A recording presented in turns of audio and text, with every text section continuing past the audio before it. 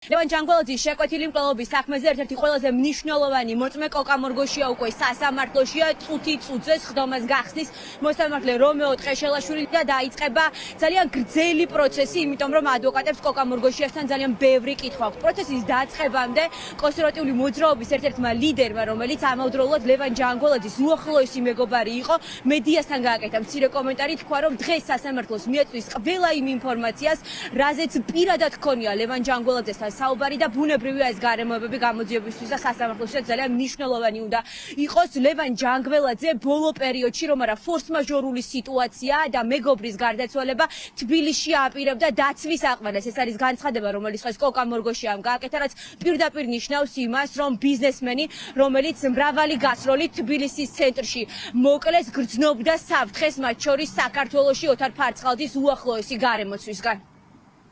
მე იმას ვიტყვი, რაც მე და ლევანს ქონია საუბრები და იმ ფაქტორებს გაუსვავ ხას, რასაც მე ვესაუბრებოდი ლევანს ამ მოსალოდნელ საფრთხესთან დაკავშირებით, რაც სამწუხაროდ ისე დასრულდა, როგორც დასრულდა. ვისგან მომდინარეობდა ეს? ფარცხალაძისგან, თავისთავად ცხადია. ბოლო პერიოდში ლევან ჯანგველაძეც გრძნობდა საფრთხეს თბილისში. ასეთი ტიპის საუბარიც ხომ შემდგარა თქვენ შორის? ლევანი შემდეგი ჩამოსვლის დროს, რომ არა ეს რაღაც ფორს-მაჟორული სიტუაცია მისი მეგობრის გარდაცვალების, უკვე ჩვენ მქონდა საუბარი იმაზე, რომ დაცვა უნდა აეყვანა თბილისში. ეხლა იყო სიტუაცია პირადად ჩემს უსაფრთხოებასთან დაკავშირებით და როდესაც გამოკითხვის ოქმი შედგა, ეს უბრალოდ ჯვარედინად გადავიდა ამ გამოძიებაში, იმიტომ რომ სხვა მოსაზრებებსაც შევეხეთ და დღეს ამიტომ ვარ დაბარებული. კოკა, ორი ხომ არ არის რაიმე სიახლე თქვენ? არა, ჯერ არაფერი. კოკამორგოშია დღეს ერთადერთი მოწმე იქნება, რომელსაც სასამართლო პროცესზე დაკითხავენ. დღევანდელი პროცესი არის მნიშვნელოვანი, ამიტომ საპოლიციო მობილიზება არა მხოლოდ საქალაქო სასამართლოს მიმდებარე და ეზოში, არამედ სასამართლოს შენობაშიც არის. პოლიციელები ელოდებიან, რომ დღეს სავარაუდოდ დაძაბულობა იქნება სხდომათა დარბაზში ან მის გარე პერიმეტრზე, იმიტომ რომ ყველა პროცესი, რომელიც ბოლო პერიოდში ამ გახმაურებული მკვლელობის საქმეზე ჩატარდა, სწორედ ფიზიკური ანგარიშწორებით, სიტყვერის შეურაცხყოფით დასრულდა. დაპირისპირებულ მხარეებს შორის ადვოკატები ამბობენ, რომ მორგოშიასთან ძალიან ბევრი კითხვა აქვთ, იმიტომ რომ ის ჭორებზე საუბრობს, ის არაფერს ადასტურებს მტკიცებულებებით, მათ შორის არც ოთარ ფარცხალძესთან დაკავშირებით, არც დავით და გიორგი მიქაძეებთან და გიორგი ჯოხაძესთან დაკავშირებით.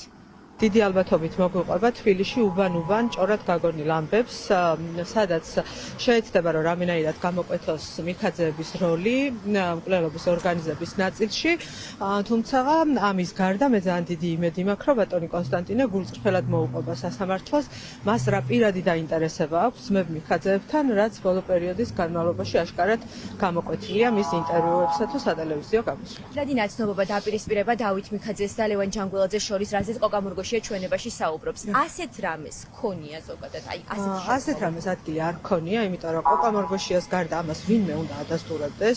ეს ინფორმაცია საწვდის გამოძიებას, რომ ვითომ და მისთვის ცნობილი იყო ეგრეთ წოდებული ბანდის მოიხსენიებს ესე გიორგი ჯოხაძეს და მასთან თანხმლებ პირებს, ეგრეთ წოდებული ბანდის მოქმედებები და კონსტანტინე მორგოშიას, რა თქმა უნდა, მოუწევს დღეს დადასტურება ყველა იმ გარემოების და დადასტურება ფაქტებით, რა თქმა უნდა, და არა რაღაც ჭორის დონეზე, რასაც გამოძიების ეტაპზე განმარტავ. რაც შეეხება ბატონ ოთარ ფარცხალაძეს, მას მოიხსენიებს ესე, რომ მასთან ჰქონდა უთანხმოება, თავიდანვე წლების განმავლობაში ჰქონდა უთანხმოება.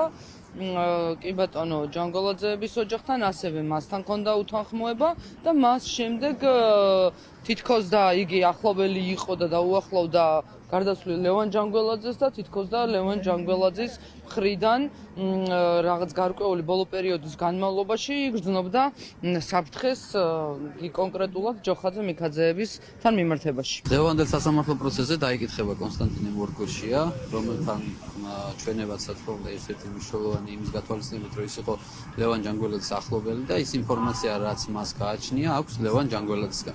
ბუნებრივია ჩვენ მას დაუსვამთ შეკითხვას, როგორც ოთარ ფარცხალაძესთან დაკავშირებით, ასევე ძმებ მიქაძეებთან დაკავშირებით, რომელიც დეტალურად მოახსენებს სასამართლოს, საიდან დაიწყო აღნიშნული ფაქტობრივი გარემოება და როგორ განვითარდა შემდეგ.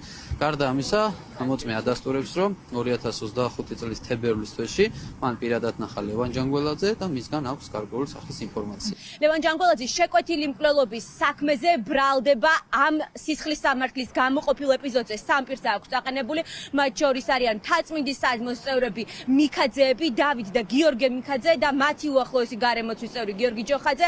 ამ საქმეზე გასასჯელის კამზე მხოლოდ ერთი იზის გიორგი მიქაძე, რადგან დანარჩენი ორი არის ოფიციალურად ზებნილად გამოცხადებული. სავარაუდოდ დღევანდელ პროცესს გიორგი მიქაძე დაესწრება, უცნობია მას ექნება თუ არა კითხვები თავად კოკა მორგოშიასთან.